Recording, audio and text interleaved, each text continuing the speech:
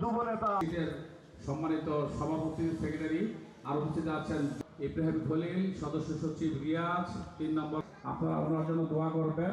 উনি আমাদের দানিশ শীষের মনোনীত প্রার্থী। কন্টিনিউ চলবে, উনি নির্বাচিত হওয়ার পরও চলবে। জাতীয়তাবাদী দল সবসময় দৃঢ়ভাবে বিশ্বাস করে যে সাধারণ মানুষের পাশে থাকাই হচ্ছে বাংলাদেশ জাতীয়তাবাদী দলের মূল উদ্দেশ্য, মূল লক্ষ্য, এবং সাধারণ মানুষের পাশে থেকে তাদেরকে সহযোগিতা করা হচ্ছে বাংলাদেশ জাতীয়তাবাদী দলের মূল উদ্দেশ্য, মূল লক্ষ্য।